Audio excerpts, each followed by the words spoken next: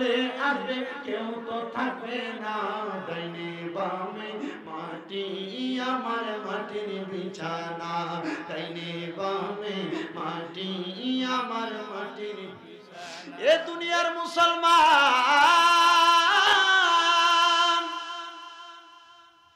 এই জন্য আপনাদের কাছে আমার আবদার জীবনে যা কিছু করেন না কেন মক্কা মদিনা যাওয়ার দরকার আছে না নাই এই জন্য আমি আপনাদের সবাইকে বলছিলাম আপনারা একটু আমার সাথে ডান হাতটা উপরের দিকে উঠান ডান হাতের তালুটা আল্লাহর আসমানের দিকে উঠান আর মনে মনে নিয়ত করেন আর পারলে জবান খুলে বলেন বলেন আল্লাহ বলেন না আল্লাহ মরণের আগে একবার মক্কা তাওয়াফ মদিনা জিয়ারত না করায়া মরণের ডাক দিও না আল্লাহ যদি দোয়া কবুল করে আলহামদুলিল্লাহ কারণ হাদিস শরীফ নিয়াতুল মুমিনিন খায়রুম মিন আমালি মুমিনের নিয়ত তার আমলের চাইতে উত্তম আপনি নিয়ত করছেন মক্কা মদিনা যাবেন কিন্তু মক্কা মদিনা যাইতে পারেন নাই এর আগে মারা গেছেন আমার আল্লাহ তাআলা আপনার আমলনামার মধ্যে মক্কা মদিনা যাওয়ার সওয়াব লিখে দিবে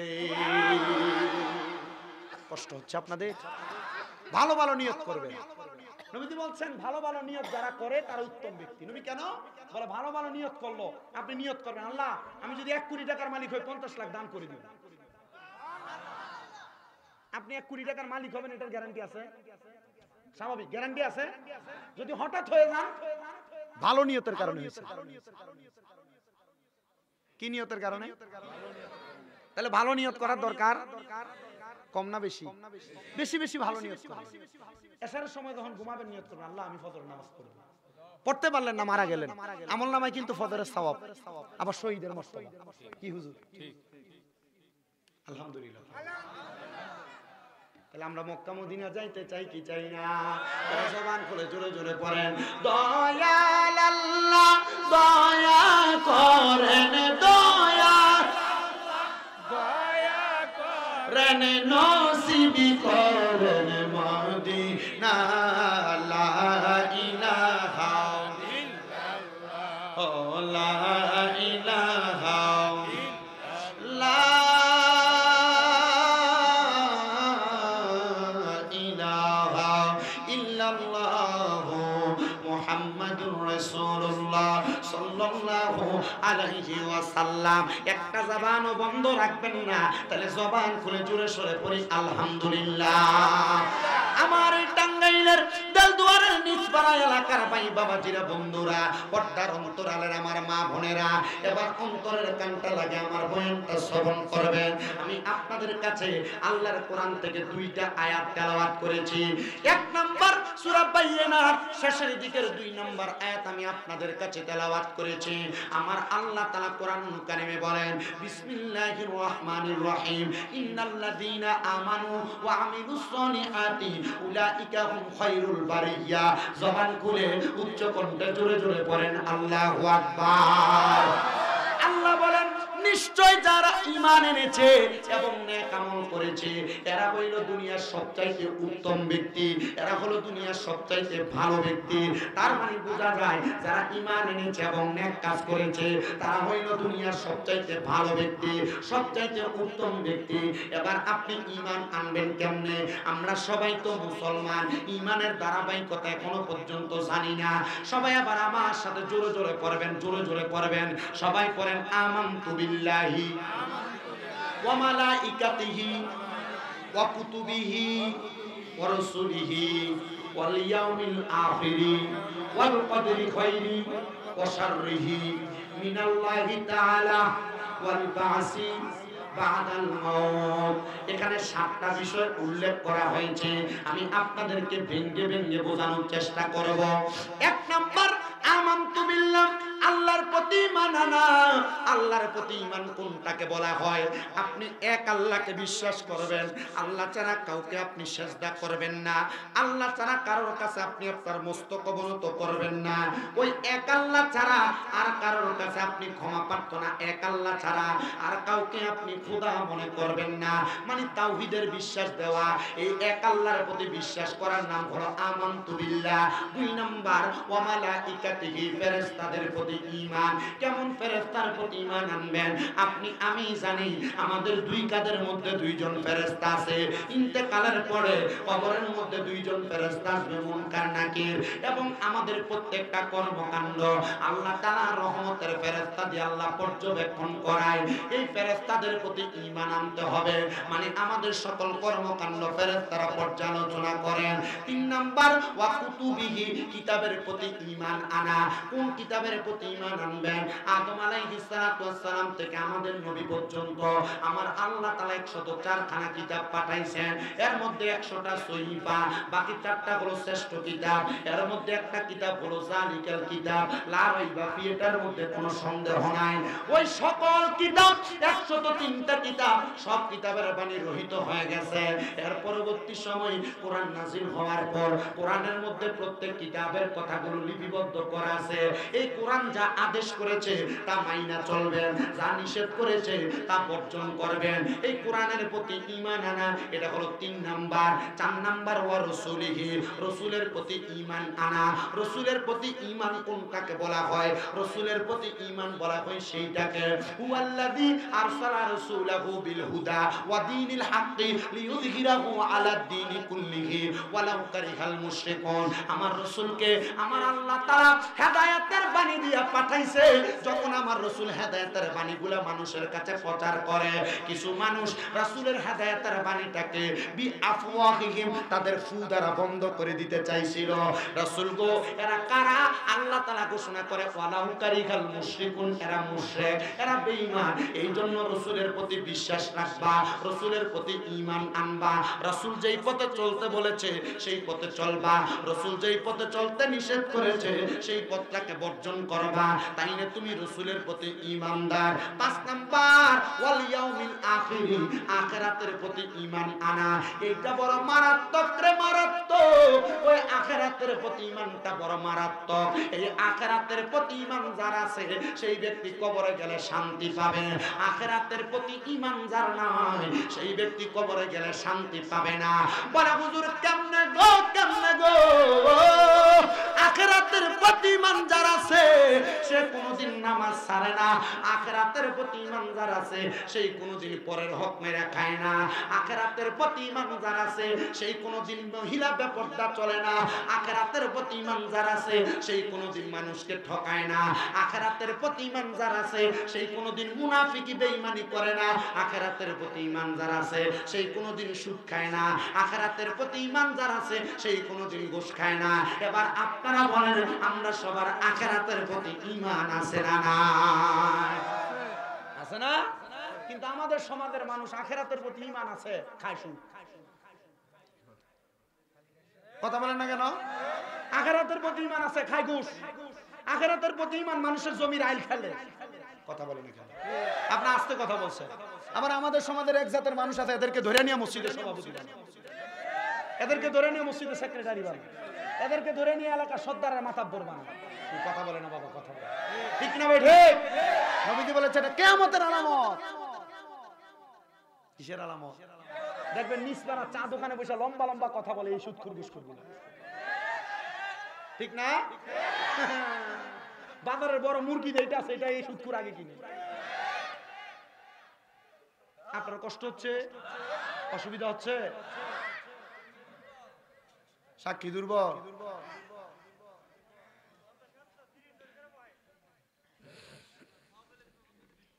এবার আপনারা বলেন, সুদখোরের দেশের মধ্যে সয়লাভ আছে না?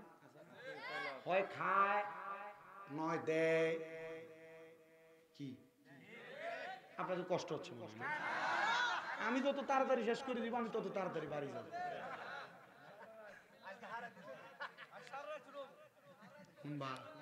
ঠিক আছে, ওই দেখো আদান পর্যন্ত আমাকে 9:30টায় দেওয়া দরকার। কয়টায় বাবা? 9:30। আপনার দেরি করছে 50 মিনিট। মানুষ শীতকাল তো, অনেকে আজকে মেয়ের জামাইকে দাওয়াত দিছে, বেয়াই বেয়ানকে দাওয়াত দিছে, দেশি মুখটা কাইটটা খাওয়াইয়া চিন্তা করছে এখন আর মাহফিলে যা কি করবা, মাইকের আওয়াজ তো আসে, ঘরে ঘুমাও। ওই আওয়াজ ঠিক আছে না? পরে বসেই বসে ওই আমার মা বোন এদের মন নরম তো, এজন্য এরা বেশি আছে, ঠিক না?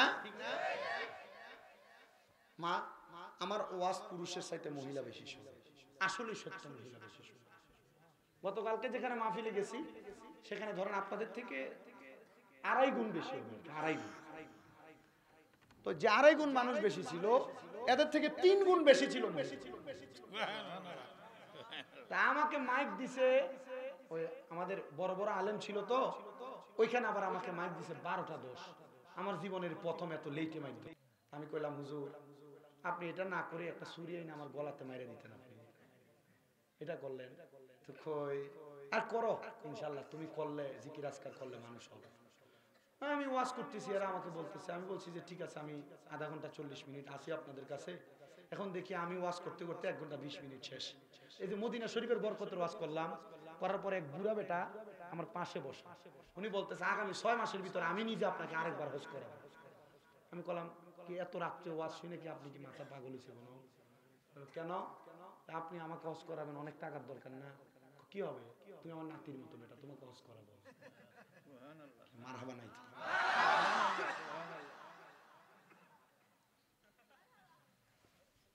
এই হজ করতে মন চায় না? আল্লাহর কাছে দোয়া করুন, আল্লাহ আমার শরীরে সাদা কাফনের কাপড় লাগার আগে 2 টুকরা ইহরামের কাপড় আমার শরীরে পরাই। পোলাপান কক্সবাজার ট্যুর দেওয়ার জন্য 10-15 হাজার টাকা বাজেট করে, আমি বলবো না, এই টাকাটা জমায় রাখবা, রাইখা নিয়ত করবা জীবনে যদি কোথাও ঘুরতে যাইতে হয় মক্কা মদিনা।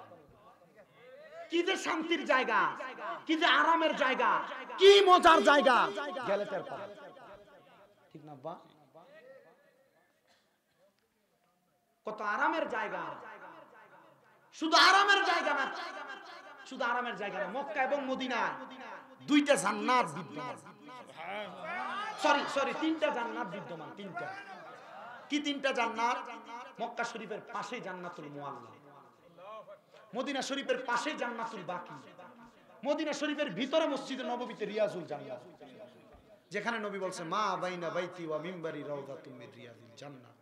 আমি নবীর ঘর থেকে আমি নবীর রওজা পর্যন্ত যে খালি জায়গা, এই জায়গাটা জান্নাতের একটা টুকরা। আমি এই জান্নাতুল রিয়াজুল জান্নাতে 2 রাকাত নামাজ পড়তে মানুষ সিরিয়াল ধরা লাগে। নুসুক একটা সফটওয়্যার আছে, নুসুক সফটওয়্যারের মাধ্যমে মানুষ সিরিয়াল ধরে নামাজ পড়ে না। তো 2 রাকাত বেশি পড়লে 4 রাকাত পড়তে পারে। আমি রিয়াজুল জান্নাতে ঢুইকা প্রথম ঢুইকেই 2 রাকাতের নিয়ত করছি।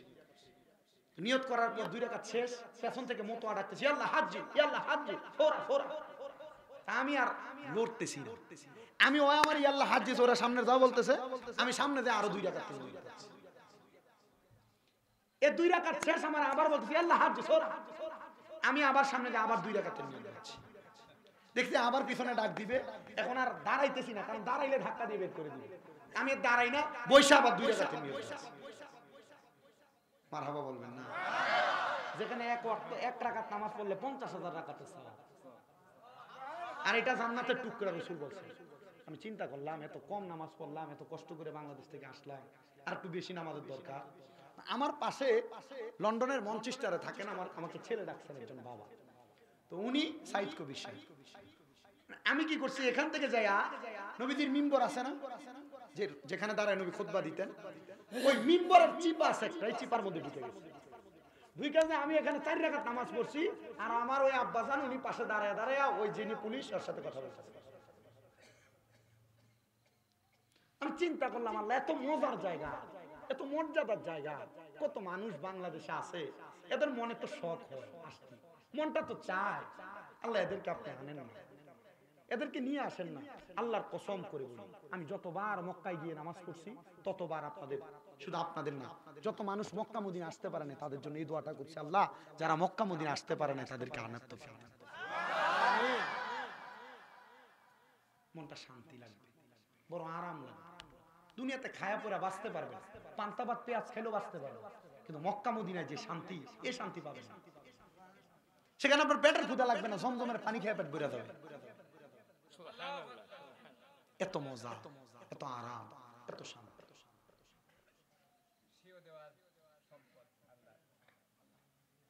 কয়টা জান্নাত আছে মক্কা মদিনায়? কয়টা বলছিলাম?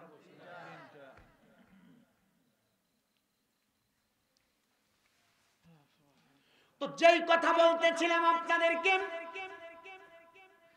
হারামখোরের অভাব নাই, সুদখোরের অভাব নাই, ঘুষখোরের অভাব নাই, পরের হক মেরে খানেওয়ালার অভাব নাই, আল্লাহকে ভয় করে মুখে মুখে কিন্তু অন্তরে না, ঠিক কিনা? আবার এখন পুরুষেরা সুদের ব্যবসা করে না, নারীরা বাড়ি বাড়ি সুদের ব্যবসা করে, আছে না নাই? আমাদের এলাকায় এমন অবস্থা, যদি কাকার কাছে বলে চাচা 10,000 টাকা হাওলাত দেওয়া যাবে কিনা দেখেন না, ধার দেওয়া যায় কিনা, কাকা বলে আমার কাছে তো নাই, তোর চাচির কাছে যা দেখ না, তোর চাচি তোরে টাকা দিতে পারবে, তার বইনে তার কাছে 10,000 টাকা দিছিল সাইল্লা দিবার লাগিয়া, মানে লাগাইয়া দিবার লাগিয়া। এই সুদ ছিল গ্রামীণ সুদ, এই সুদ থেকে এখন সুদ হয়ে গেছে ন্যাশনাল সুদ। বলো হুজুর কিভাবে? দেখবেন এমন অনেক লোক জায়গা জমি বিক্রি কইরা 10, 15, 20 লাখ টাকা এককালীন ব্যাংকে রাখছে, এটার নাম দিছে এফডিআর। মাসে মাসে তুলে তুলে খায়, এই টাকা তুইলা তুইলা সে খায়। কাকা আপনি দিয়ে কোনো কামাই রুজি করেন না, বলে আল্লাহ চালায়। সুদের টাকা দিয়া চলো, আবার বলো আল্লাহ চালায়। কবরের ভিতরে বাঁশের বাড়ি একটা মাটিতে পড়বে না, সব তোমার ভিড়ে বুড়া।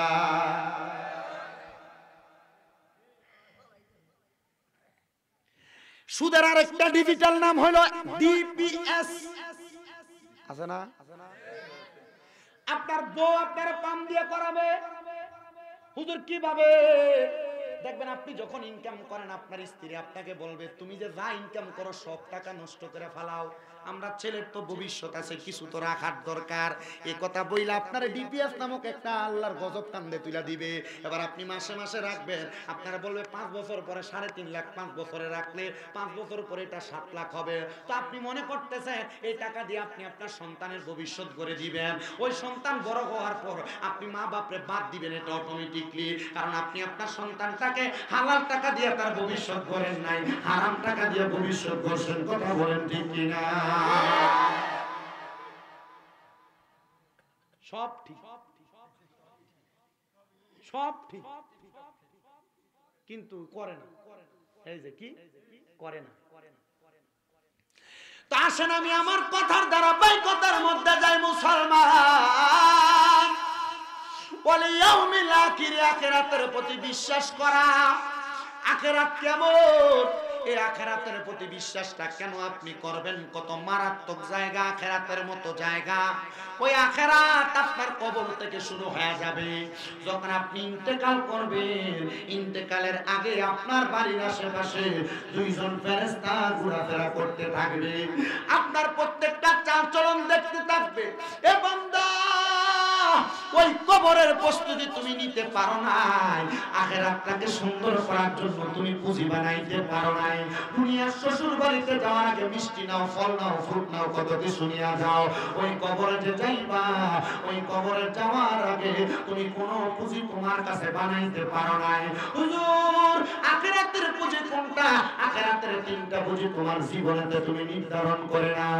1 নাম্বার সাতটা পাক্কা ঈমান, 2 নাম্বার তোমার নেক নেক আমলগুলো, আর 3 নাম্বার খোদা বিতে আল্লাহর প্রতি তাকওয়া অর্জন করা। যদি এই 3টা কাজ পরিপূর্ণভাবে করতে পারো, তাইলে তোমার আখিরাত বড় সুন্দর হয়ে যাবে। ওই 2 জন ফেরেশতা যখন বান্দার ঘরের সামনে ঘোরাফেরা করে, বান্দা তখন মৃত্যু সজ্জার মধ্যে হাহাকার করতে থাকে। মরণের আগে বান্দা কত চেষ্টা করে দুনিয়ার কর্মকাণ্ড শেষ করতে, কিন্তু বান্দা দুনিয়ার কর্মকাণ্ড শেষ করতে পারে না। পারবা কেমন রে বাবা? তোমার ঘরের সামনে তো আপনাই এসে হাজির হয়ে গেছে। দেখবেন দম টানতেছে, মৃত্যু যায় যায় অবস্থা, মারা যাবে এমন অবস্থা। মসজিদের হুজুরের কাছে এসে ডাক দিয়ে বলে, হুজুর আমার আব্বাটা মনে হয় বাঁচবে না, তাড়াতাড়ি যাই একটু তওবা পড়ান। আছে না এমন? হুজুর একটু তাড়াতাড়ি তওবা পড়ান। না না মুসলমান, ওই সময় তওবার কথা তুমি চিন্তা করবা না, তওবা এমন টাইমে করবা এমন টাইমে করবা যেই টাইমে তওবা করার কারণে আমার আল্লাহ তোমার দুনিয়ার গুনাহ maaf করবে, আখিরাতের মধ্যে তোমার সুন্দর সুউজ্জ্বল একটা বাসস্থান তৈরি করে দিবে। কিন্তু তুমি মরণের আগে তওবার কথা চিন্তা করো। যদি কোনো যুবককে বলা হয় তুমি দাঁড়িয়ে রাখো, যুবক কয় আমার বয়স এখন অনেক বাকি আছে, তখন রাখবো। এ যুবক তাকে দেখো, তোমার মতো কত যুবকরা মোটরসাইকেল অ্যাক্সিডেন্টে মারা যায়। যদি আমার বয়স্ক বাবাদেরকে বলা হয় দাঁড়িয়ে রাখো, তারা বলে আমার ছেলে বিয়ে দেওয়ার বাকি, মেয়ে বিয়ে দেওয়ার বাকি। আমি বলবো না না না, তুমি তোমার ভবিষ্যতের কথা চিন্তা করো, ছেলে মেয়ের বিবাহের কথা। কত মানুষ ছেলের বিবাহের গায়ে হলুদের বাজার করতে যায় মারা যায়। অনেক মা বোনদেরকে যদি বলা হয় পর্দা করার কথা, আমার মা বোনরা বলে এখন কেমনে পর্দা করব, সংসার গোছানোর অনেক কিছু বাকি আছে, বয়সটা একটু বাড়ি হোক তারপরে পর্দা করব।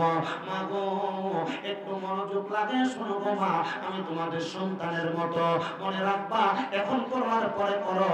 এখন যদি করো তোমার আখিরাতের রাস্তা সহজ হয়ে যাবে, আর যদি পরে করো ওই পরে তুমি করতে পারবে কিনা তুমি জানো না। মনে রাখবা কামা তাদিন তুদান, যেমন কর্ম তেমন ফল। তোমার কর্ম অন্ধকার কবরে তোমার ফলটা ভোগ করাবে। রাসূল সাল্লাল্লাহু আলাইহি ওয়াসাল্লামের প্রখ্যাত হাদিস বিজানো হযরত আনাস ইবনে মালিক রাদিয়াল্লাহু তাআলা বলেন, আমার নবীকে আখিরাত সম্পর্কে বলতে শুনলাম, কবর সম্পর্কে।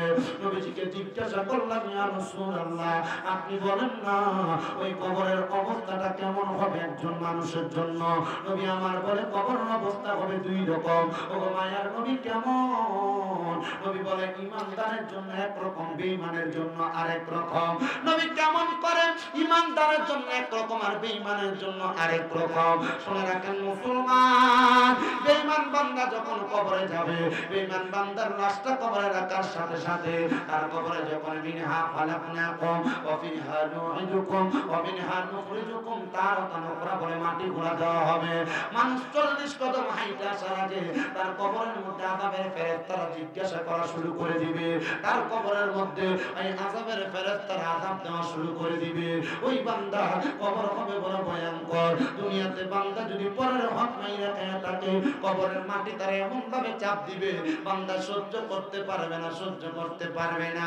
হায়রে বেঈমান, হায়রে বেআমল হইয়া যদি তুমি মারা যাও, কবরের মধ্যে কবরের মাটি তোমাকে পরিচয় দিবে না। কবরের মধ্যে ফেরেশতা তোমার বেঈমান বলে পরিচয় দিবে। আর তুমি ইমানদার যদি মারা যায়, ইমানদারের কবরের মধ্যে তার রাখার সাথে সাথে তার কবরের মধ্যে মুনকার নকির ফেরেশতা আসার আগে দুইজন ফেরেশতার আগমন হয়। যেই ফেরেশতারা ইমানদার বান্দাকে কবরের মধ্যে সুন্দর করে বসায়া দেয়। হায়রে ইমানদার, ইমানদার বান্দার কবরের মধ্যে মুনকার নাকির দুইজন ফেরেশতা যখন আগমন করে দেখে ইমানদার বান্দার কবরটা নূরের আলোতে ঝলমল ঝলমল করতেছে। ও মুসলমান, কেন ইমানদারের কবরটা নূরের আলোতে ঝলমল করবে জানো? দুইটা কারণ। এক নাম্বার ইমানদার বান্দার ওযু, দুই নাম্বার ইমানদার বান্দার সিজদা। হুজুর কেন? ইমানদার বান্দা ওযু করার কারণে আমার আল্লাহ তাআলা ইমানদার বান্দার চেহারার মধ্যে একটা নূরের আলো প্রজ্বলন করে দিবে। আর বান্দা সিজদা দিয়ে সুবহান রাব্বিয়াল আলা বলে আমার আল্লাহর বরত্ব প্রকাশ করার কারণে আমার আল্লাহ তাআলা ইমানদার বান্দার চেহারা থেকে একটা নূরের কিরণ বের করে দিবে। সাহাবায়ে কেরাম বলে, ইয়া রাসূলুল্লাহ নবী গো, আপনি যে বললেন নূরের কিরণ দেখা দিবে, দুইজন ফেরেশতা কবরে আগমন করবে। বলে না না না, দুইজন ফেরেশতা কবরে প্রবেশ করবে না, করার আগেই বলবে এই বান্দার কবর কেন এত সুসজ্জিত, এই বান্দার কবর কেন এত সুন্দর। বান্দাকে বলবে বান্দা হলো ইমানদার, ইমানদার বান্দার কবর বড় সুসজ্জিত। ও মুসলমান, মুসলমান দাবি করো নামাজ পড়ো না, মুসলমান দাবি করো বেঈমানের মতো চলাফেরা, কর্মকাণ্ডগুলো অপকর্ম। আমি তোমার কদমে হাত দিয়া বলবো, যদি কবরের মধ্যে যাওয়ার পর ফেরেশতাদের কাছে নিজেকে ইমানদার হিসেবে উপস্থাপন করতে চাও, তাহলে তুমি তোমার এমন ভাবে জীবনটাকে গঠন করো যেন রহমতের ফেরেশতারা ওই কবরের মধ্যে তোমাকে সুন্দরভাবে গ্রহণ করে নেয়। আমার এই টাঙ্গাইল টাঙ্গাইলের দেলদুয়ারের মিসবারা প্রাইমারি স্কুল মাঠ প্রাঙ্গণের বাবারা, পর্দার অন্তরালের মা বোনেরা, ওই রহমতের ফেরেশতারা ইমানদার বান্দার কবরের মধ্যে আইসা ইমানদার বান্দাকে কোনো প্রশ্ন করবে না। আমরা জানি কবরের মধ্যে প্রশ্ন মান রব্বুকা ওমান দিনুকা ওমান নাবিয়ুকা অথবা ওমান হাদার রাসূল, কিন্তু মুমিন বান্দাকে কবরে সওয়াল জবাব করবে না। হুজুর কেন সওয়াল জবাব কেন করবে না? কারণ মুমিনের চেহারার মধ্যে তার ঈমানের পাওয়ার ভেসে উঠবে, তখন ফেরেশতারা দেখেই বুঝবে এটা ইমানদার, তখন ইমানদারকে টান দিয়ে দিয়ে জান্নাতের দিকে আহ্বান করবে আর বলবে আহলান ওয়া সাহালান মারহাবান দুয়ুফুল্লাহ দুয়ুফুর রহমান, আসেন আল্লাহর মেহমান, আপনাকে জান্নাতের দিকে স্বাগত। আচ্ছা, আমি যদি আমার বিচার করতে পারি, আমার বিচার 10 জন করা লাগবে? এখন না, বাড়িতে তখন যাবেন, ওযু করবেন, ওযু করে 19 বার বিসমিল্লাহির রহমানির রহিম ইস্তিগফার করবেন, আস্তাগফিরুল্লাহ রাব্বি মিন কুল্লি যামবি ওয়া আতুবু ইলাইহি 3 বার, সূরা ফাতিহা একবার, সূরা ইখলাস 3 বার করে আপনার ডান হাতটা ডান গালের সাথে ভাবে লাগায়া আপনার পাটারে মিমের মতো বাঁকা করবেন, কইরা আপনি চিন্তা করবেন আপনি কি কি কাজ করছেন, এই কাজের কারণে আপনি জান্নাতে যাইতে পারবেন কিনা, আপনি কি কি কর্ম করেছেন, এই কর্মের কারণে কবরে যাওয়ার পর আপনাকে স্বাগতম জানাবে কিনা, আপনার হিসাবকে আর কেউ মিলে দেওয়া লাগবে? আপনি যে মারা যাবেন এটা চিন্তাই আপনার নাই। আসল বলতেছে আমার মরণের কত দিন বাকি আমি জানিলাম না গো আল্লাহ, মরণের কত দিন বাকি আমার মরণের কত দিন বাকি আমি জানিলাম না গো আল্লাহ, মরণের কত দিন বাকি। আর আজরাইল আসিয়া যখন হস্তে দিবা ধরিয়ে, তখন আমার মনা ভাই করবে লুকা চুরি আমি বুঝিলাম না গো আল্লাহ, মরণের কত দিন বাকি। দৈনিক 20 বার 20 বার 20 বার স্মরণ করবেন। রাসূল বলেন ওই দিন যদি ওই ব্যক্তি মারা যায় তাহলে তার মরণটা শহীদের কাতারে উঠবে, আর যদি শহীদের কাতারে ওঠে তার ঠিকানা জান্নাত।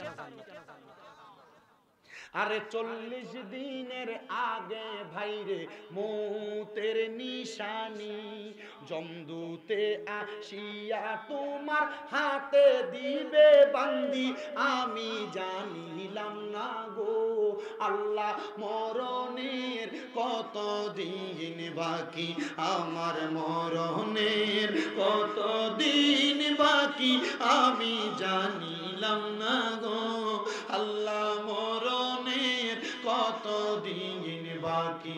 আর হায়াত হইল হাতে বাইরে মৌত হইল পায়ে, যেই জায়গায় যার মরণ লেখা সেই জায়গায় সে মরে আমি বুঝিলাম না গো আল্লাহ, মরণের কত দিন বাকি আমার মরণের কত দিন বাকি আমি জানিলাম না গো আল্লাহ, মরণের কত দিন বাকি।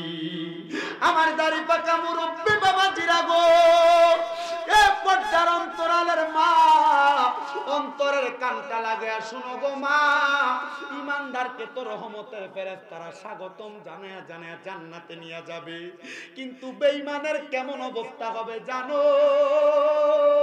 ইয়া রাসূলুল্লাহ নবী গো কেমন অবস্থা হবে আপনি নবী বলেন?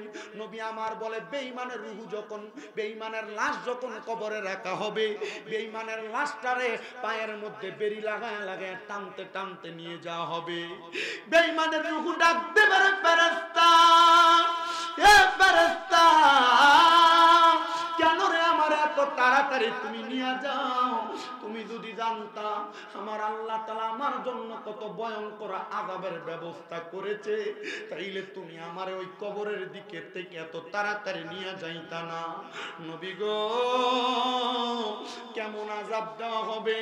আমার নবী বলে সর্বনিম্ন 3000 বছর তার জাহান্নামের আগুনে জ্বালানো হবে, 3000 বছর জাহান্নামের আগুনে জ্বালানো হবে। রহমতের নবীর কলিজার টুকরা সাহাবী এই কথা শুইনা চোখের পানিগুলো ছেড়ে দিছে। মসজিদে নববীর ভিতরে নবীজির আহলে সুফফা ছিল 70, মতান্তরে 72 জন। 40 জন সাহাবী এই কথা শুইনা মাথা চক্কর দিয়া মাটিতে বেহুশ হয়ে পড়ে গেছে। ইয়া রাসূলুল্লাহ, নবী গো, ও মায়ার নবী, আপনি বলতেছেন এমন ভয়ঙ্কর অবস্থা হবে। নবীজি বুঝতে পারলাম না কেন। আমার নবী বলে, সাহাবীরা কেন জানো কেন এমন অবস্থা হবে? ওই আগুন তো দুনিয়ার আগুন না, দুনিয়ার আগুনের যেই তাপ ওই আগুনের আরো 70 গুণ বেশি তাপ। নবীজি আপনি কেমনে জানেন? আমার নবী বলে, মাসটা রজব মাস, রজব মাসে নবীজির মেরাজ হয়েছিল। আমার নবী বলে, আল্লাহ তাআলা ওই মেরাজের মধ্যে আমি নবীরে আমার আল্লাহর 2টা নিদর্শন দেখাইছেন, একটা জান্নাত আর একটা জাহান্নাম। আমি নবী যখন জাহান্নামের কাছাকাছি গেলাম, যাওয়ার পর দেখলাম একটা আগুনের জিহ্বার মাথাটা আগুন তেমন ভাবে নড়তেছে। নবীজি আগুন দেখে আপনি কি বললেন? আমি বললাম, আল্লাহ এই আগুনের তাপ দিয়ে আমি রহমতের নবীজির গা মুবারক পর্যন্ত আসতেছি। কারণ কি? বলে, কারণ হইল এই আগুনটা আপনার উম্মতের মধ্যে তাদেরকে পুরানো হবে। তারা কারা? তারা কারা? বলে, তারা হইল দুনিয়ার বেঈমান এবং বেআমলগুলা। নবীজি গো, এই আগুনটাকে আপনি আরো দেখতে চান? নবী আমার বলে, আমি জাহান্নামের আগুনের ধার প্রান্ত পর্যন্ত গেলাম। আমি যাওয়ার পর দেখলাম এই জাহান্নামটা এত ভয়ঙ্কর, উপর থেকে যদি একটা পাথর ছেড়ে দেওয়া হয় নিচে যাইতে 500 বছর লাগবে নিচে যা পৌঁছাইতে। ও মায়ার নবী, ও দয়ার নবী গো, ওই আগুনের মধ্যে একটা মানুষকে বুঝি এত বেশিক্ষণ পুরানো হবে? বলে, শুধু তাই না, তাই না, ওই আগুনের রং তো এক রং হবে না। জাহান্নামের আগুনের রং হবে 3টা। 1 নাম্বার রংটা হবে লাল রং। ওই লাল রঙের আগুনের মধ্যে একটা বান্দারে 1000 বছর জ্বালায়া আগুনের রংটা সাদা বানায়া দিবে, আরো 1000 বছর জ্বালায়া আগুনের রংটা সাদা বানাইবে, আরো 1000 বছর জ্বালায়া আগুনের রংটারে কালো বানায়া দিবে। 3000 বছর জ্বালানোর পরে বান্দাকে তাকাসুর নামক একটা জায়গাতে দাঁড় করায়া দিবে, আর বলবে, বান্দা কি বলবা বলো? তখন বান্দা 3000 বছর আগুনে পুড়তে পুড়তে বান্দার নাভি পর্যন্ত শুকিয়ে যাবে। বান্দা বলবে, হুজুর 3000 বছর একজন কেমনে জ্বলে? 1 মিনিট জ্বললে তো শরীর পুরা আঙ্গার হয়ে যাওয়ার কথা।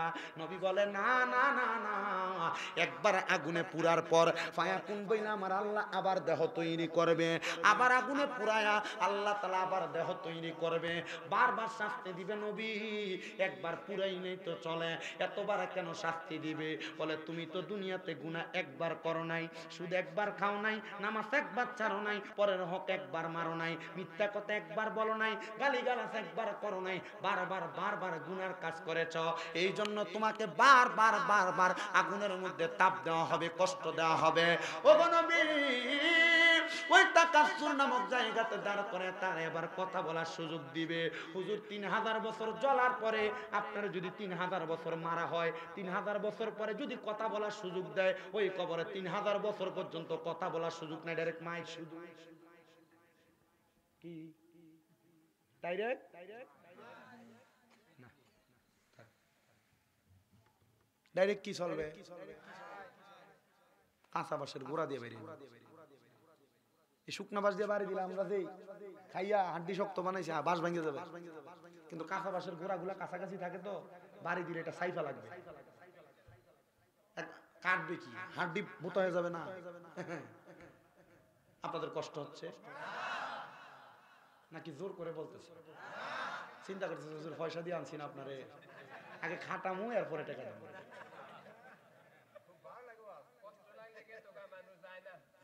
হ্যাঁ, ভালো লাগতেছে? আল্লাহ আমাদেরকে কবুল করে। আল্লাহ, আমরা এখানে যেভাবে বসেছি আপনি আমাদেরকে ইন্তেকালের পর জান্নাতে আপনার নবীর সামনে এভাবে বসে।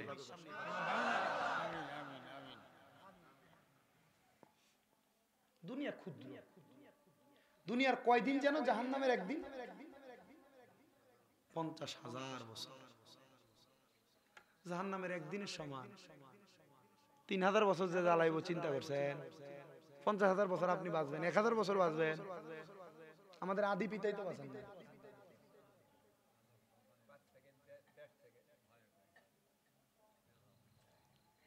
তা আপনারা যদি 3000 বছর পুরায় একটা না মাইরের পরে যদি সুযোগ দেয়, আপনি কি বলবেন? আমারে মাফ করে দেন, বলবেন না?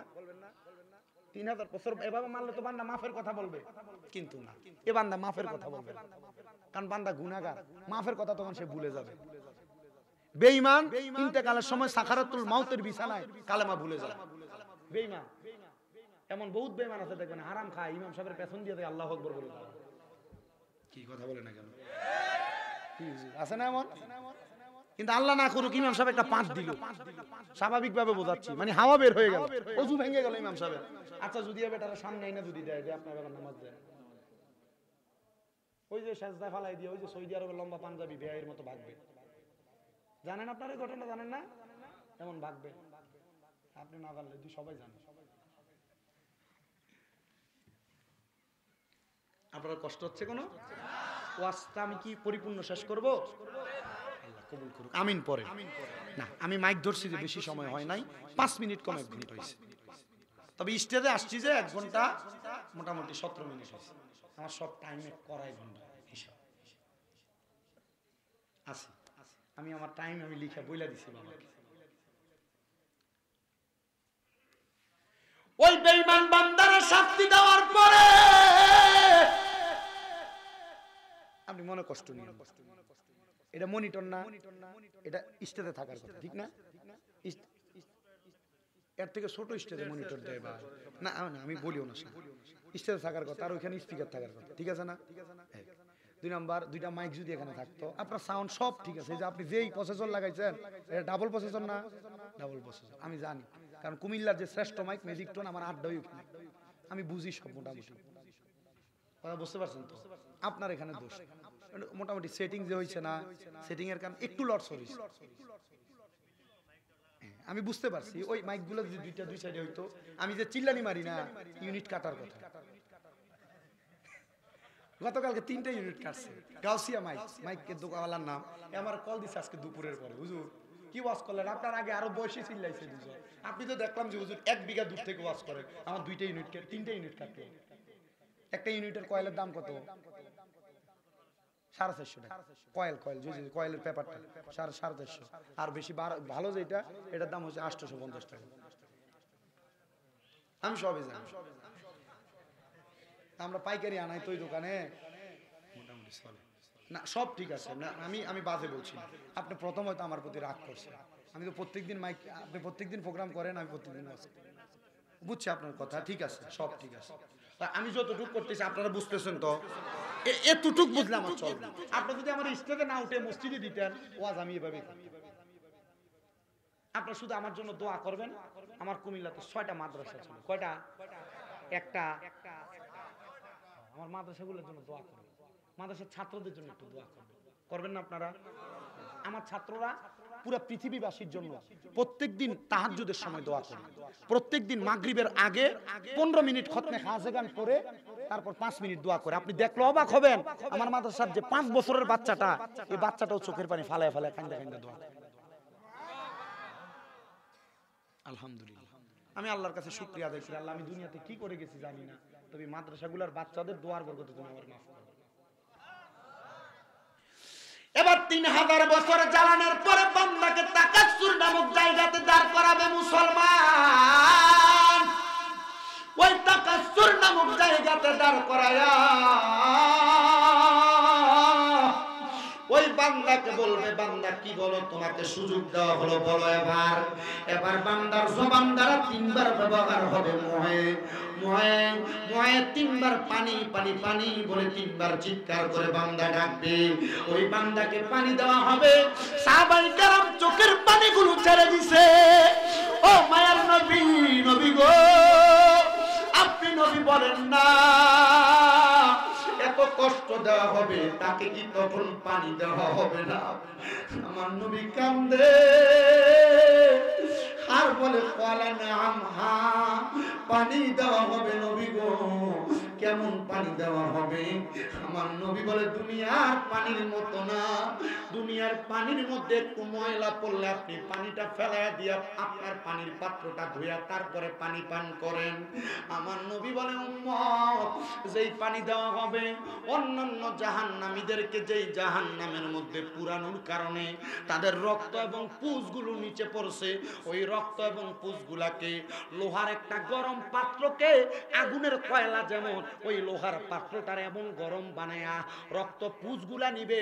আলেম ওলামাদেরকে জিগানিটার নাম হলো তিনাতুল খাবাল। ওই তিনাতুল খাবাল গুলা দেওয়া হবে। এই গুনাহগার পানির বড় পিপাসা, নাও তুমি পানি পান করো। নবীজি তারা কি ওই পানি পান করবে গো নবী? পানি কি পান করবে? আমার নবী বলে হ্যাঁ, তারা তখন তরল কোনো পদার্থ না পায়া ওই পানিটা তারা পান করবে। হায় রে মুসলমান, হায় রে আমার বাবারা, হায় রে যুবক ভাইরা, ওই পানি যখন বান্দা নাকের মধ্যে তৈরা বান্দার জিহ্বার মধ্যে ঢাইলা দিবে, বান্দার জিহ্বাটা সহ পেটের নাড়ি বুড়িগুলা পুইরা বান্দার বের হবে, বান্দার পায়খানার রাস্তা দিয়ে বের হবে। এত কষ্ট, এত আযাব দেওয়া হবে ও রহমতের নবী গো, এত কষ্ট কবরে দেওয়া হবে। তাহলে সেই ব্যক্তি যদি মারা যায় গো নবী, তার মরার সময় কত কষ্ট পেয়ে মারা যাবে। কত মানুষ নিজ পাড়ার মারা যায়, কত মানুষ টাঙ্গাইল দেলদুয়ারের মারা যায়। মারা যাওয়ার সময় বিছানায় প্রস্রাব পায়খানা করে দেয়, মারা যাওয়ার সময় জিহ্বায় কামড় দিয়া দেয়, মারা যাওয়ার সময় নাকে মুখে দিয়া রক্ত বের হয়, মারা যাওয়ার সময় চোখ উল্টায়া দেয়। একবারও তো চিন্তা করলাম না রে নিজ পাড়ার মানুষ এমন কষ্ট পায় কেন মানুষ মারা যায়? আমার নবীজি কান্দে আর ডাক দিয়া কই সাহাবীরা শুনো, এত কষ্ট পায় কেন মারা যায় জানো? ওই বেঈমান বেআমল বান্দার সামনে যখন আজরাইল আসে, আজরাইল আসার আগে আমার আল্লাহ তাআলা দুইটা ফেরেশতা তার সামনে পাঠায়। যেই ফেরেশতার চোখের রং হয় নীল, ওই দুইটা ফেরেশতা বান্দার সামনে আইসা দাঁড়ানোর সাথে সাথে বান্দা ভয়ে বিছানার মধ্যে প্রস্রাব পায়খানা করে দেয়। হায় রে, বান্দা ভয়ে যখন বিছানার মধ্যে প্রস্রাব পায়খানা করে দেয়, ওই বান্দাটা বিছানার মধ্যে প্রস্রাব পায়খানা করার পরে আজরাইল বান্দার সামনে দাঁড়ায়া যায়। চেহারা বড় ভয়ঙ্কর, 7 সমুদ্র 13 নদীর পানি আজরাইলের মাথার মধ্যে যদি ঢাইলা দেওয়া হয়, হাদিস শরীফ বলে আজরাইলের কপাল পর্যন্ত ওই পানিটা এসে পৌঁছাবে না। এত ভয়ঙ্কর মারাত্মক চেহারা। হায় রে মুসলমান, একবার চিন্তা করে দেখো, আজরাইলটা এত ভয়ঙ্কর চেহারা নিয়ে তোমার সামনে দাঁড়াবে। বান্দা আজরাইলের সঙ্গে কথা বলার চেষ্টা করবে, আজরাইল আমি সময় বেশি পাই নাই, ইবাদত বেশি করতে পারি নাই, একটু সময় দাও। ওই বান্দা তখন সময় চাওয়ার জন্য আজরাইলের সঙ্গে কথা বলার চেষ্টা করবে। তখন বান্দার দুই চোয়ালের মাঝখানে বান্দার জিহ্বাটা কামড় পড়ে যাবে, বান্দা কথা বলতে পারবে না। তখন আজরাইল ফেরেশতা বান্দার দিকে তাকাবে, বান্দা আজরাইলকে চোখ দিয়া বোঝানোর চেষ্টা করবে। বান্দা আজরাইলের দিকে তাকায়া বিকট চেহারা দেখা বান্দার চোখগুলা উল্টে সাদা অংশ উপরের দিকে চলে আসবে। হায় রে, এমন ভয়ঙ্কর চেহারা। এবার আজরাইলের দিকে তাকায়া বান্দা যখন এমন ভাবে চোখগুলা উল্টে দিবে, বান্দার বুকের মধ্যে আজরাইলের হাতের থাবাটা এইভাবে যখন রাখবে, আর চাপও দিবে না, শুধু আজরাইলের হাতটা শুধু বান্দার বুকের উপরে রাখবে, বান্দার গায়ের শাহরগগুলা ঠাস ঠাস করে ছিঁড়ে যাবে, হাতের রগগুলা ছিঁড়ে যাবে, পায়ের রগগুলা ছিঁড়ে যাবে। বান্দার রগগুলা ছিঁড়া যাওয়ার পরে রক্ত তো চলাচল করতে পারবে না, তখন দুইটা জায়গা খোলা, নাক এবং মুখ, বান্দার নাকে মুখে দিয়ে রক্তগুলা বের হবে। এই এলাকার কত মানুষ মারা যায়, মারা যাওয়ার সময় এমন অবস্থা দেখলে মনে করবেন বান্দাটা বড় কষ্ট পায় মারা গেছে। হায় রে মুসলমান, হায় রে নবীর উম্মতের দল, হায় রে পর্দার অন্তরালের মা, তোমার যদি এত কষ্ট দেওয়া হয় কেমনে সহ্য করবা, কেমনে সহ্য করবা গো মা?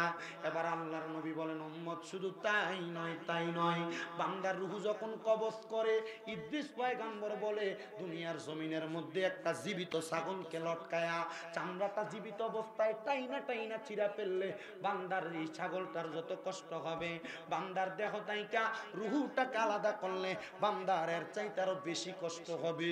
বান্দার রুহু যখন কবজ করবে, আজরাইল ফেরেশতা নাকের মধ্যে একটা কাপড় দিয়ে এমন ভাবে ঢাকনা দিয়া রাখবে।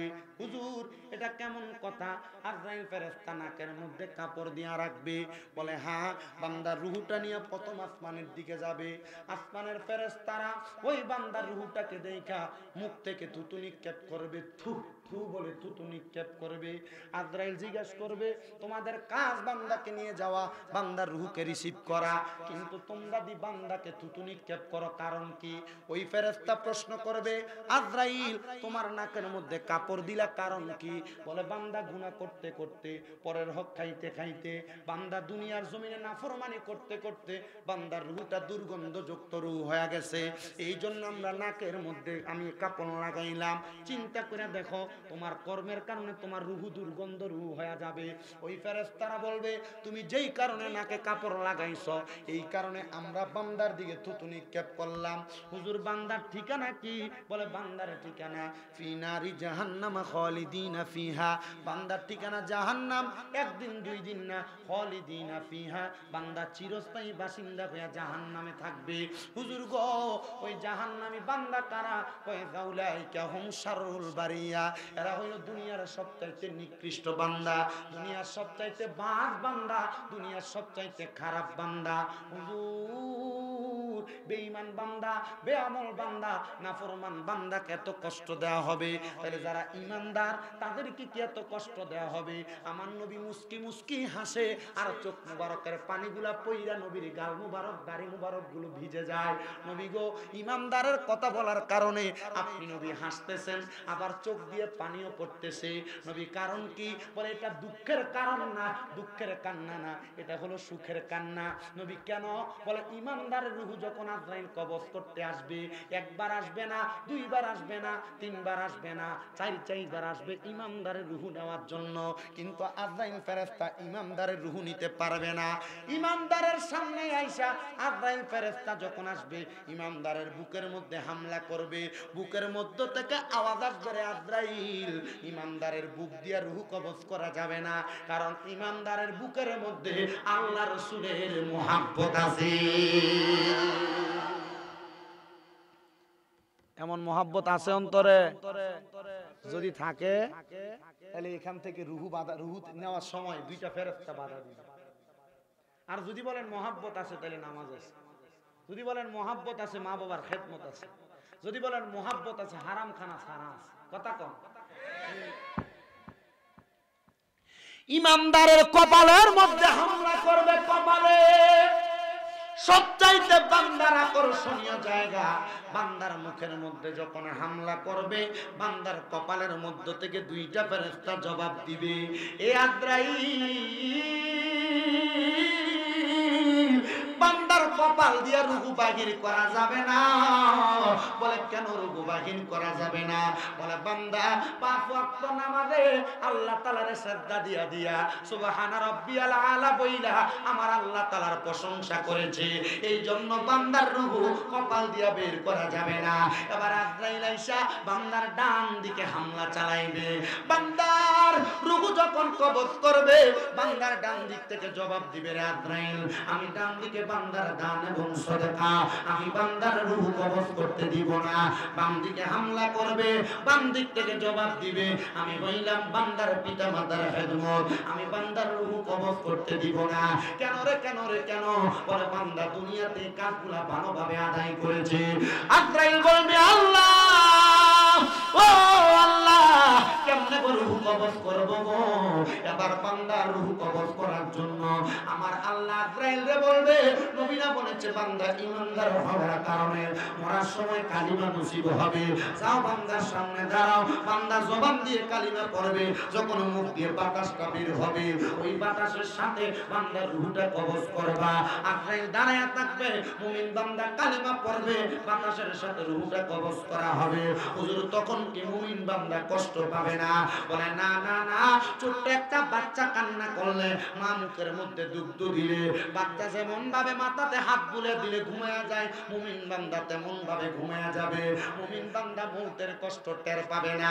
হাইরে মুসলমান, মুমিন বান্দা টের পাবে না, টের পাবে না, টের পাবে না। মুমিন বান্দার দুনিয়াতে কাফন হবে, মুমিন বান্দার জানাজা হবে, মুমিন বান্দার দাফন হবে।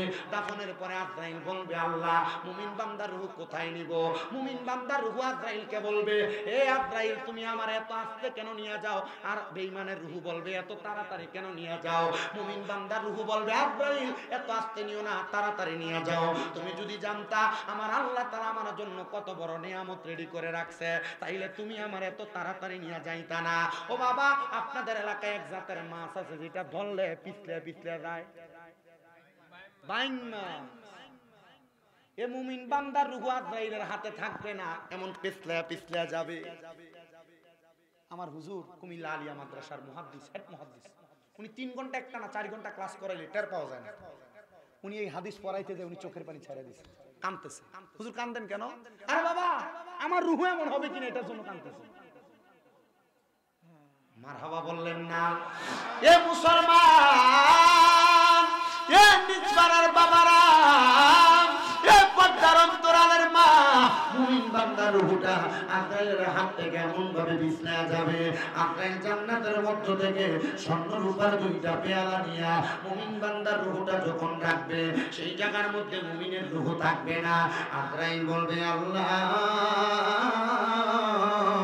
মুমিন বান্দার রূহটা কোথায় রাখবো? এবার আল্লাহ বলবে আজরাইল, ওয়ালা তাকুলু লিমান ইউকতালু ফি সাবিলিল্লাহি আমওয়াত বাল আহইয়াউ ওয়ালাকিন লা তাশউরুন। আজরাইল, যারা আমি আল্লাহর রাস্তার মধ্যে কতল হয়ে গেছে, আমি আল্লাহর রাস্তার মধ্যে চলে গেছে, তোমরা তাদেরকে মরা বলবা না, তারা জিন্দা। আজরাইল যেহেতু তারা জিন্দা, তাদের রূহ আবার তাদের মাঝে ফিরিয়ে দাও। মুমিন বান্দাদেরকে রূহ ফিরিয়ে দিবে, মুমিন বান্দা আল্লাহর ইবাদতে মশগুল থাকবে, কষ্ট দেওয়া হবে না, কষ্ট দেওয়া হবে না। হুজুর মুমিন বান্দার পুরস্কার কি? এবার কোরআন বলে, জাযাউহুম ইনদা রাব্বিহিম জান্নাতু আদনিন তাজরি মিন তাহতিহাল আনহার, আল আনহার খালিদিনা ফিহা আবাদা রাদিয়াল্লাহু আনহুম ওয়া রাদওয়ান যালিকা লিমান খাশিয়া রাব্বাহ। মুমিন বান্দার একটা পুরস্কার দেওয়া হবে, ওই পুরস্কারটার নাম হলো জান্নাতুল আদন। শুধু ওই পুরস্কার না, ওই পুরস্কার না, বান্দারা যখন পুরস্কার দেওয়া হবে জান্নাতুল আদন, তখন বান্দা বলবে আল্লাহ এই পুরস্কারটা কেমন, এই পুরস্কারটার পরিচয় কি? বলে তাজরি মিন তাহতিহাল আনহার, এই জান্নাতের নিচে দিয়ে একটা নহর প্রবাহিত হবে। নবী গো, ওই নহরওয়ালা জান্নাতে কতদিন থাকবে? বলে খালিদিনা ফিহা আবাদা, চিরস্থায়ী বাসিন্দা, আবাদা, তারা বের হতে চাইবে না। নবী গো, কারা থাকবে? বলে রাদিয়াল্লাহু আনহুম ওয়া রাদওয়ান, তারা আমার আল্লাহরে খুশি করেছে, আর আমার আল্লাহ যাদের প্রতি খুশি হয়েছে তারাই ওই জান্নাতের মধ্যে থাকবে। যালিকা লিমান খাশিয়া রাব্বাহ, আল্লাহকে খুশি করলো কারা? যারা দুনিয়াতে আল্লাহর বেশি ভয় করে। ও মুসলমান, আখিরাতের কথা আপনাদেরকে স্মরণ করানোর জন্য আমি আমার বয়ানটাকে এতটুকু পর্যন্ত টেনে আনলাম, কিন্তু জানেননি আখিরাতের পরে আরো 2টা জিনিস বাকি আছে। ওয়াল ইয়াউমিল আখিরের পরে আরেকটা জিনিস আছে, ওয়াল কদরি খায়রিহি ওয়া শাররিহি, তকদীরের ভালো এবং মন্দের প্রতি বিশ্বাস করা। অনেকে চিন্তা করে আমার কামাই রুজি আছে, আমার ব্যবসা বাণিজ্য আছে, কিন্তু আমার এই কামাই রুজির টাকা দিয়ে আমার পোষায় না, আমার আরো দাও, আরো দাও, আরো দাও। বান্দা মনে রাখবা, যতটুকু আছে ততটুকু শুকরিয়া আদায় করবা। অনেকে চিন্তা করে আমার বেড়ার ঘর, আমার আরো দেওয়ার দরকার না রে বান্দা, তোমার বেড়ার ঘর আল্লাহ ভালো মনে করছে বিদায় বেড়ার ঘর দিছে, তুমি আর চাও না। অনেকে চিন্তা করে আমার একটা 2তলা বিল্ডিং, আরেকটা বিল্ডিং যদি হয়তো, বান্দা মনে রাখবা তোমার যা আছে তার উপরে তুমি সন্তুষ্ট থাকবা, কারণ আল্লাহর ঘোষণা, লা ইউকাল্লিফুল্লাহু নাফসান ইল্লা উসআহা, আমার আল্লাহ কারোর সাধ্যের বাহিরে কোনো কিছু তার উপরে চাপিয়ে দেয় না। তুমি যেইটাতে থাকতে পারবা আল্লাহ তোমার সেইটা দিয়েছে, আর তাকদীরের এই ভালোটাকে মন্দটারে তুমি মাইনা নিবা। বলো কদরি খায়রিহি ওয়া শাররিহি। আর 7 নাম্বার, মিনাল্লাহি তাআলা ওয়াল বাসি বাদাল মাউত, আল্লাহ তাআলা তোমাদেরকে আবার ওই কবরে মৃত্যুবরণ করার পর রাখার পর উত্তোলন করবে। কেন করবে? হাসরের ময়দান যখন কায়েম হয়ে যাবে, মানুষগুলো যখন হাহাকার হাহাকার করতে থাকবে, তখন আমার আল্লাহ তাআলা তোমাদেরকে তুইলা হিসাব নিকাশ করবে। হাসরের ময়দানটা বড় ভয়ঙ্কর, তামার মতো গরম হবে, বড় ভয়ঙ্কর গরম। বান্দা তার পাও রাখতে পারবে না। আবার কোন কোন বর্ণনার মধ্যে পাইলাম বান্দা যখন হাসরের ময়দানের মধ্যে যাবে, বান্দার ঘাম থাকবে বান্দার হাঁটু পরিমাণ, ঘাম থাকবে বান্দার নাভি পরিমাণ, ঘাম থাকবে বান্দার বুক পরিমাণ। আবার কেউ কেউ ঘামের সাগরের মধ্যে সাঁতার কাটবে। নবী গো কেন? বলে এই বান্দাটা হাসরের ময়দানে কষ্ট অনুভব করবে। বলে নবী গো কেমন অবস্থায় হাসরের ময়দানে থাকবে? বলে উলঙ্গ অবস্থায় বান্দাটা হাসরের ময়দানের মধ্যে চলাফেরা করবে। একজনকে আরেকজনের দিকে তাকাইবে না। বলে বান্দা একটা কারণে তাকাইবে না, তখন বান্দা আসমানের দিকে তাকিয়ে থাকবে। কোন দিক থেকে বান্দাকে ক্ষমা করা হয়, কোন দিক থেকে বান্দার প্রতি রহম করা হয়। হায়রে আমার মুসলমান, ওই হাসরের ময়দানে যখন সব উম্মতেরা একত্রিত হয়ে যাবে, তখন হাসরবাসীরা বড় হাহাকার করতে থাকবে। কিন্তু আমার নবী বলতেছে ওই হাসরের মারাত্মক কঠিন মুহূর্তে আল্লাহ তাআলা আমি নবীকে বলবে, নবীজি আপনি সুপারিশ করেন। ওই সময় আমি নবীজি পশ্চিম দিক থেকে দৌড়ায়া হাসরের ময়দানের মধ্যে যখন আগমন করব, আমি আগমন কইরা দেখব মা মারা যাওয়ার পরে, বাবা মারা যাওয়ার পরে একটা সন্তানের এতিম চেহারাটা যেন এতিমের মতো থাকে, আমার উম্মতেরা এতিমের মতো হাসরের ময়দানে দাঁড়ায় রইছে। নবীজি এতিম উম্মতের আপনি নামাজ দিবেন নি গো। আমার আল্লাহ তাআলা নবীকে তখন এমন ক্ষমতা প্রদান করবে, নবীজি বলেন ক্ষমতা বলে আদম নবী থেকে ঈসা নবী পর্যন্ত জান্নাতের গেটে একটা লম্বা সিরিয়াল থাকবে। সকল নবীদের ডান হাত বরাবর তাদের উম্মতেরা থাকবে, আর আমি নবীজি জান্নাতের গেটে দাঁড়ায় থাকবো। হাসরের ময়দানে মানুষের অভাব নাই, আমি নবীর পেছনে পেছনে হাজার হাজার লক্ষ লক্ষ কোটি কোটি উম্মত থাকবে। কিন্তু আদম নবী থেকে ঈসা নবী পর্যন্ত কোন নবী জান্নাতের দরজা খুলবে না। আমি নবী জান্নাতের দরজার সামনে যা বলবো জান্নাতের দরজা খোলার জন্য। তিরমিজি শরীফের হাদিস, নবী বলে ওয়ামাইয়াকরাউ বাবাল জান্নাহ, সর্বপ্রথম জান্নাতের দরজা আমি নবীর আগে খুলবো, আদম নবী অন্য কোন নবী খুলবে না। আমি যখন জান্নাতের দরজার সামনে যাইয়া দাঁড়ায়া দরজা খোলার জন্য বলবো, জান্নাতের দরজার ফেরেশতা বলবে মান আনতা, কে আপনি? বলে হুজুর জান্নাতের দরজার ফেরেশতা কি নবীরে চিনে না? হ্যাঁ, জান্নাতের ফেরেশতা ওই ফেরেশতা নবীরে চিনে, যদিও সব ফেরেশতাকে ওই নবীকে দেখানো হয়েছে, ওই ফেরেশতার কাছে নবীজির চেহারা মুবারক গোপন রাখা হয়েছে। ওই নবীজি তখন বলবে আনা মুহাম্মাদুর রাসূলুল্লাহ সাল্লাল্লাহু আলাইহি ওয়াসাল্লাম। যখন এই বাক্যটা ব্যবহার করা হবে, এই বাক্যটা ব্যবহার করার সাথে সাথে এবার ফেরেশতা বলবে আপনার সম্পর্কে আমি জানি, আপনার সম্পর্কে আমাকে আরো আগে বলা হয়েছে। তখন জান্নাতের দরজা খুলে দিবে। বলে হুজুর আদম নবী ওই জান্নাতে যাবে না, আর ঈসা নবী যাবে না, মুসা নবী যাবে না, ইব্রাহিম নবী সহ অন্য নবী যাবে না। আমার নবী বলে উম্মত জান্নাতের মধ্যে সর্বপ্রথম আমি নবী প্রবেশ করব।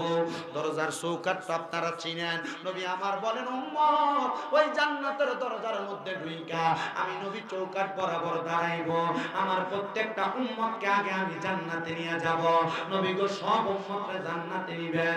আমার নবী কয় আমি নবীর একটা উম্মত যদি জাহান্নামে থাকে, আমি নবী জান্নাতের দরজা বন্ধ করব না।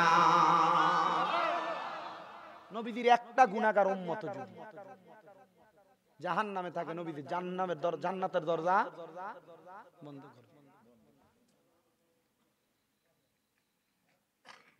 চিন্তা করে দেখছেন কেমন রহমতের রাহমাতুল লিল, জান্নাতের দরজা বন্ধই করবেন।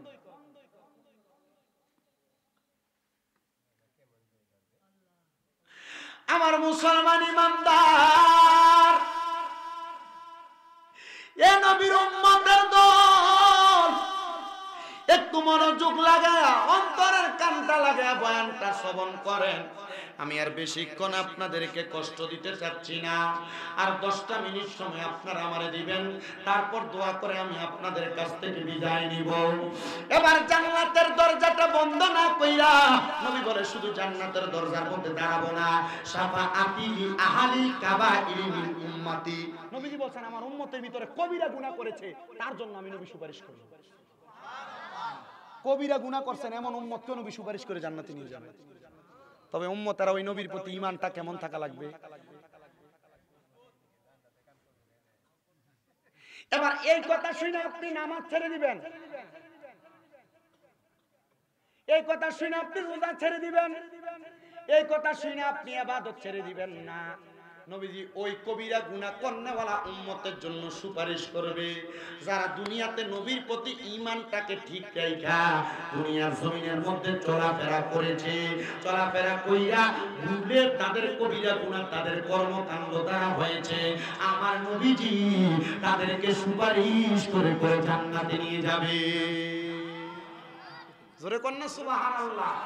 আমার মুসলমান ইমানদার গভীর মনোযোগ দিয়ে অন্তরের কানটা লাগিয়ে শুনেন, তাই আমরা ওই নবীজির সুপারিশ চাই। যদি ওই নবীজির সুপারিশ চান, তিনটা কাজ দুনিয়াতে করে যাবেন। কোরআনের আয়াত করেছে ওয়াবুদুল্লাহ, আল্লাহর ইবাদত করা, ওয়ালা তুশরিকু বিহি শাইআ, আল্লাহর সঙ্গে কোনো কিছুর মধ্যে শিরিক করবেন না, ওয়াবিল ওয়ালিদাইনি ইহসানা, এবং পিতামাতার খেদমত করবেন, পিতামাতার প্রতি ইহসান করবেন। যদি করতে পারেন তাহলে আপনি সাচ্চা পাক্কা মুমিন হয়ে জান্নাতে যাইতে পারবেন। কিন্তু আমাদের সমাজে অনেক সন্তান ওই মা বাবার প্রতি ইহসান করতে চায় না, আম্মা আব্বাকে ভাগ দেয় না। অনেক সন্তান ঝগড়া করে আম্মা আব্বাকে জুদা করে দেয়, আলাদা করে দেয়। সবার কাছে বড় জোরে আপনার থাকবো, আপনার পায়ে হাত দিয়ে বলি বাবা, যদি আপনি আপনার মা বাবার সাথে এমন কর্মকাণ্ড করে থাকেন, আল্লাহর বস্তে আম্মা আব্বার কাছে এখান থেকে যা মাফ চাইবেন আর বলবেন মা ও আব্বা জান আল্লাহর রাস্তে আমাকে maaf করে দেন। যদি আপনার মা বাপ আপনাকে maaf না করে, আল্লাহ maaf করবে না। ঠিক, মা বাপ maaf না করলে আল্লাহ maaf করবে না। সাখাতুর রব্বি ফি সাখাতিল ওয়ালিদাইন, আম্মা আব্বার অসন্তুষ্টিতে আল্লাহ অসন্তুষ্ট।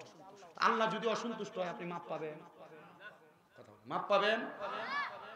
এই মা বাপ অনেকের কবরে maaf চাইতে পারছেন কিনা আমি জানি না। সন্তান ওই আম্মা আব্বার কবরটাকে যেন আল্লাহ জান্নাত বানায়া দেয়। একটা সন্তান হাতটা বাড়ায় বলবেন হুজুর, এই মাহফিল হচ্ছে প্রাথমিক বিদ্যালয় প্রাঙ্গণ জামে মসজিদে। এই মাহফিল আমি আমার আম্মা আব্বার জন্য দোয়া চাই।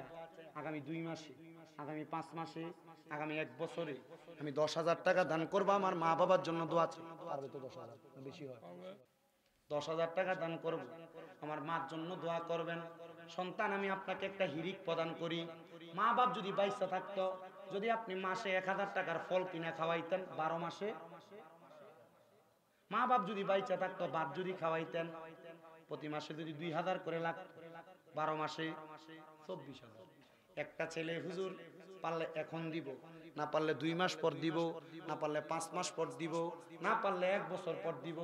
10,000 টাকা আম্মা আব্বার জন্য দোয়া চাই, আল্লাহর রাস্তে মসজিদে দান করব। একজন হাত বাড়াইবেন, একজন। হুজুর আমার মা নাই, থাকলে খাওয়াইতাম। 10,000 দেওয়ার মতো লোক আছে আপনাদের এলাকায়? আছে। কে দিবে? একজন সন্তান হাতটা বাড়াইয়া বলবেন। আমি কালেকশনের বক্তা না, তবে আমি চেষ্টা করি। আমি যতক্ষণ বয়ান করছি এই ধারাবাহিকতায় যা বলছি, যদি আপনি কবর হাসন মিজান ফুলসেরাতকে ভয় করে আমল করেন, আপনার জীবন পরিবর্তন হবে না। এতটুকুর প্রতি আমরা যারা, আমি কিন্তু আহলে সুন্নাত ওয়াল জামাতের মানুষ, সুন্নি বলে যাদেরকে আমরা তারা। আবার কওমি অঙ্গন ওলামায়ে কেরাম যারা, ওনাদের আকীদা নবী হায়াতুন নবী। কিন্তু আমাদের সমাজে অনেকে রাসূল সাল্লাল্লাহু আলাইহি সাল্লামকে মানে উনি মরে গেছে, পচে গেছে, মাটির সাথে মিশে গেছে, এটা মনে করে তারা রাসূলকে বিশ্ব নবী বলে। কি নবী বলে?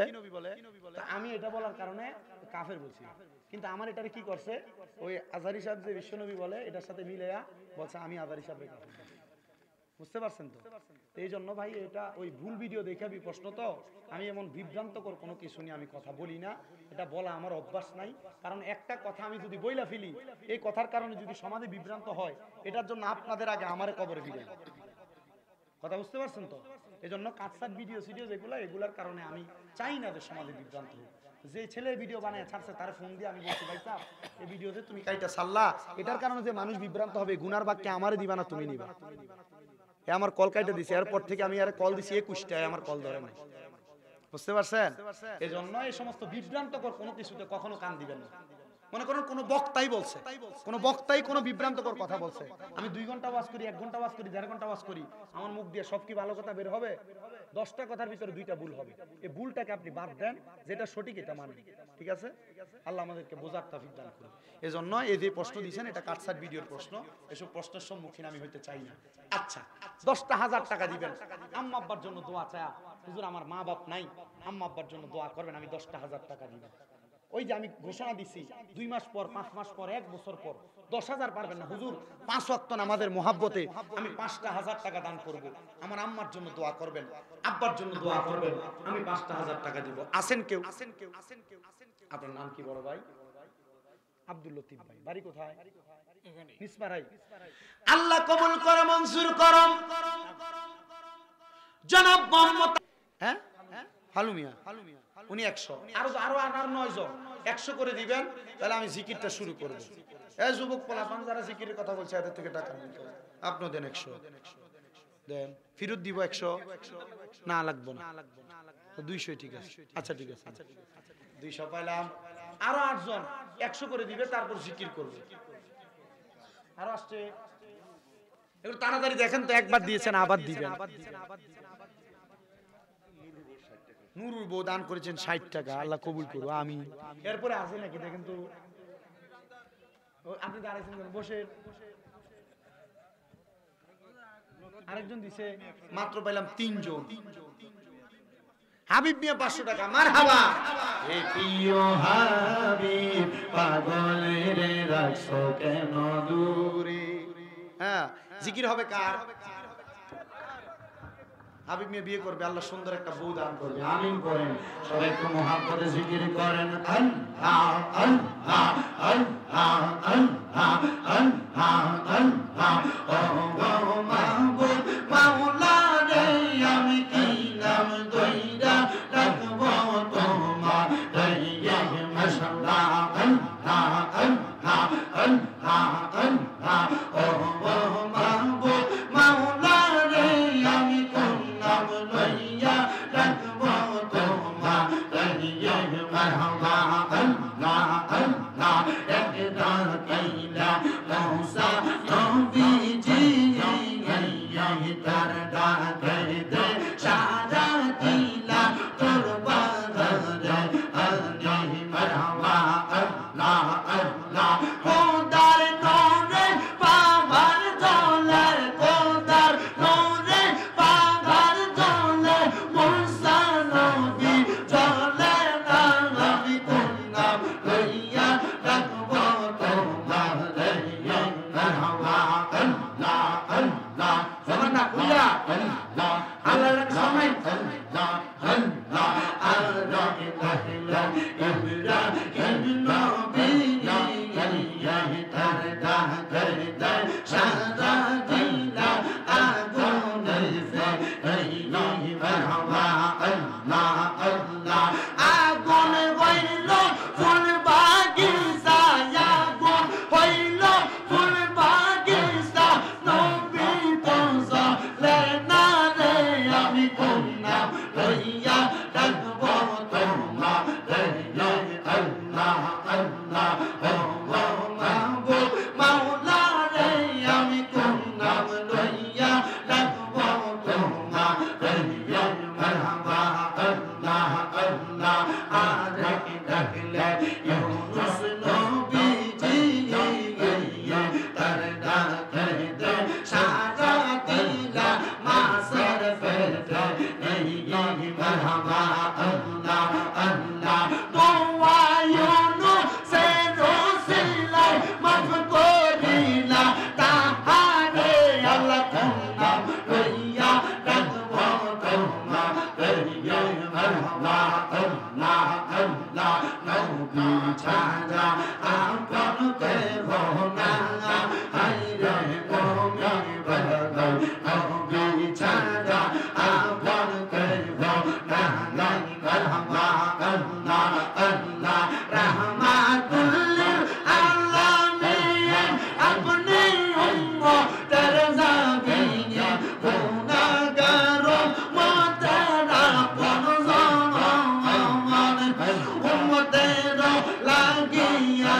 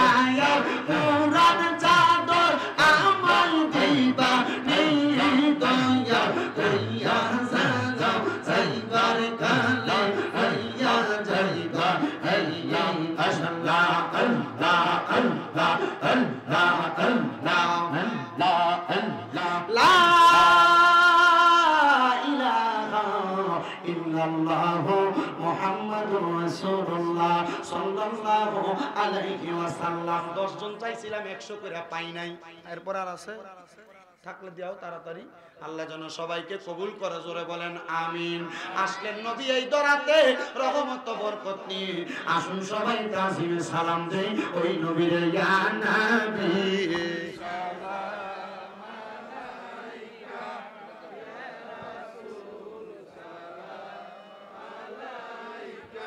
ইয়া হাবিব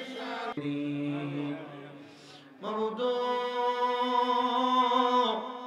ও দয়াল আল্লাহ, একটু রহমতের নজর করে তাকিয়ে দেখেন গো আল্লাহ।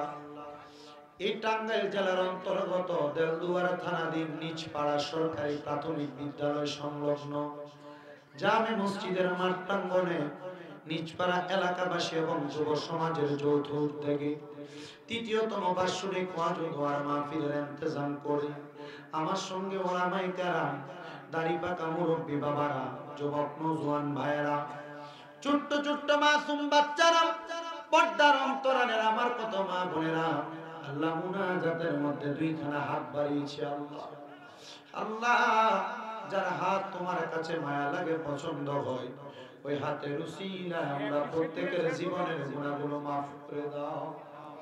আল্লাহ, আমরা জীবনের গুনার দিকে তাকাইলে আমরা কাছে বড় ভয় ভয় লাগে রে আল্লাহ।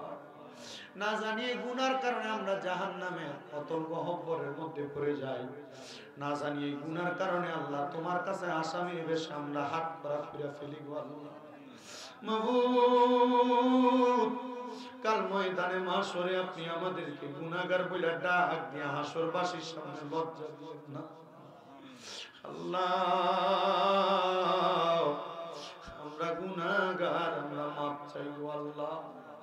আমাদের জীবনের গুনাহ আল্লাহ যদিও পাহাড় পরিমাণ হয়, আমাদের গুনার চাইতে আপনার রহমতের পরিমাণ আরো বেশি। রব্বুল আলামিন আল্লাহ, আপনার রহমতের দুনিয়ার মধ্যে হাত বাড়াই। আল্লাহ গো, আমরা জীবনের গুনাহ আপনি ক্ষমা করে দেন। আল্লাহ বিশেষ করে কে জানি হাত বাড়ায়, কার জানি জগতের মধ্যে মা নাই, যে মা 10 মাস 10 দিন গর্ভে ধারণ কইরা সন্তানের প্রসব বেদনা সহ্য করতে মার বড় কষ্ট হয়েছে, যেই মা নিজে না খেয়ে সন্তানরে খাওয়াইছে, যেই মা সন্তানের জন্য রাত্রবেলা মাঘ মাসের শীতের দিনে সন্তান বিছানার ডান দিকে প্রস্রাব করলে মা বাম দিকে নিয়ে গেছে। মা জননী নিজে বিধা জায়গায় ঘুমাইয়া সন্তানটাকে শুকনা জায়গার মধ্যে আদর যত্ন করে ঘুম লওয়াইছে। এমন মা যাদের কবরে আমার কবর জান্নাতের বাগান বানায়া দাও। ও দয়া, কে জানি হাত বাড়াই, কার জানি জগতের মধ্যে বাবা নাই। হায়রে বাবা, যেই বাবা রিক্সা চালাইয়া মাটি কাইটা মাথার গাম পায়ে ফালাইয়া পরের বাড়িতে বদলা দিয়া সন্তানরে মানুষের মতো মানুষ করার জন্য আব্বা নিজের রক্তরে পানি বানাইছে। আল্লাহ, এমন আব্বা যাদের কবরে আব্বার কবর জান্নাতের বাগান বানায়া দাও। রব্বুল আলামিন আল্লাহ, কে জানি হাত বাড়াইছে, মাও নাই বাবাও নাই, আল্লাহ জনমের এমন আম্মা আব্বা দুইজন যাদের অন্ধকার কবরে,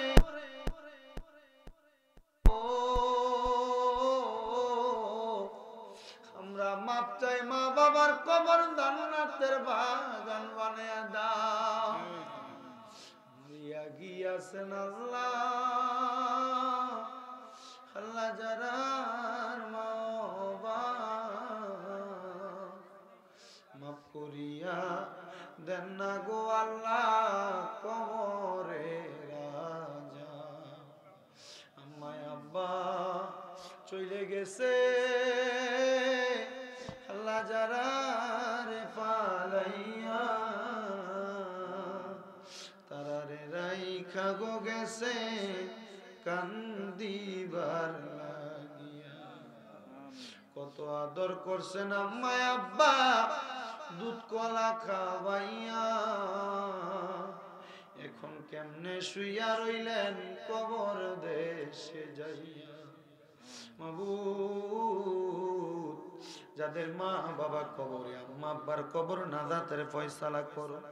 যাদের মা বাবা বেঁচে আছে হায়াতে বরকত দান করো। আম্মা আব্বা অসুস্থ থাকলে শেফে আজেলা কামেলা নসিব করো। আল্লাহ, আম্মা আব্বার সেবা যত্ন কইরা দুনিয়াতে জীবন কাটানোর তৌফিক দান করো। যারা ব্যবসা করে, চাকরি করে, পড়ালেখা করে, বিদ্যা বুদ্ধি বাড়াইয়া দাও। মানের সম্মানে ইজ্জতে জিন্দেগি নসিব করে দাও। আল্লাহ, অনেক মানুষ এই নিচপাড়া প্রাথমিক বিদ্যালয় প্রাঙ্গণ জামে মসজিদের জন্য 10,000, 5,000, 2,000, 1,000, 500, 50, 100, 200 করে 1 টাকা পর্যন্ত যারা যারা দান করেছে প্রত্যেকের দান তুমি কবুল করে নাও। আল্লাহ, যারা দান করতে পারে নাই দান করার মতো সম্পদের মালিক বানাও। অনেক প্রবাসী ভাইরা বিদেশ থেকে দোয়া চাই। আল্লাহ, আমার প্রবাসীদের দোয়া তুমি কবুল ও মঞ্জুর করে নাও। প্রবাসীদের হায়াতের মধ্যে বরকত দান করো। প্রবাসীদের মনের নেক নেক আশাগুলা পূরণ করো। প্রবাসীদেরকে সহি সালামতে কামাই রুজি করে দেশে ফিরার তৌফিক দান করে দাও। মনিব, ও আল্লাহ, আমরা গুনাহগার মানুষ। আজকের মাহফিলে যারা টাকা দিয়া, পয়সা দিয়া, শ্রম দিয়া, বুদ্ধি দিয়া, পরামর্শ দিয়া, মাইক দিয়া, লাইট দিয়া, প্যান্ডেল দিয়া, মিডিয়ার বাইরা সহ সম্মানিত শ্রোতা মণ্ডলী, আমার পুরুষেরা, সম্মানিত শ্রোতা মণ্ডলী, পর্দার অন্তরালের আমার মারা, আল্লাহ, প্রত্যেকের খাস দোয়া তুমি কবুল ও মঞ্জুর করে নাও। মুনিব মাওলা, আমরা গুনাহগারেরা তোমার দরবারে হাত বাড়াইলাম। এই নিচপাড়ার মাহফিল কিয়ামত পর্যন্ত কবুল ও মঞ্জুর করে নাও। সভাপতি মহোদয় বেশি অসুস্থ, শেফা দান করো। এমন ভাবে যারা অসুস্থ পরিপূর্ণ সুস্থতার নিয়ামত দান করো। আল্লাহ, যাদের কন্যা বিবাহ দিতে পারে না বিবাহের ব্যবস্থা করো। যাদের চাকরি নাই চাকরির ব্যবস্থা করো। যারা পড়ালেখা করে বিদ্যা বুদ্ধি বাড়াও। সোনার বাংলাদেশের উপর তোমার কাছ রহমত বরকত দান করো। আল্লাহ, কোরআন সুন্নাহ মোতাবেক চলাফেরা করার তৌফিক দান করো। আমি এতক্ষণ যা বয়ান করেছি, বয়ানের মধ্যে যা ভুলভ্রান্তি ক্ষমা করে যা কিছুর উপরে আমল করা যায় আমলে জিন্দেগিতে বাস্তবায়ন করার মতো তৌফিক দান করে দাও। আল্লাহ, মরণ দিবা দুঃখ নাই, তবে বেঈমান বানায়া মরণ দিও না। মরণের আগে বারবার মক্কা মদিনা তাওয়াফ জিয়ারত নসিব করাইও। আল্লাহ, যার নাম রেখেছো তুমি মুহাম্মদ রাসূল, সেই নামের উসিলায় দোয়া করো হে কবুল। আল্লাহ, করো হে কবুল। সেই নামের উসিলায় দোয়া করো হে কবুল। আল্লাহ, করো হে কবুল। আল্লাহ, মরণের আগে নবীদের নূরানি চেহারা মুবারক দেখতে দেখতে আখিরি জবানে মধুর কালেমা পড়ায়া দিয়েন, লা ইলাহা ইল্লাল্লাহু মুহাম্মাদুর রাসূলুল্লাহ সাল্লাল্লাহু আলাইহি ওয়াসাল্লাম। আসসালামু আলাইকুম ওয়া রাহমাতুল্লাহ।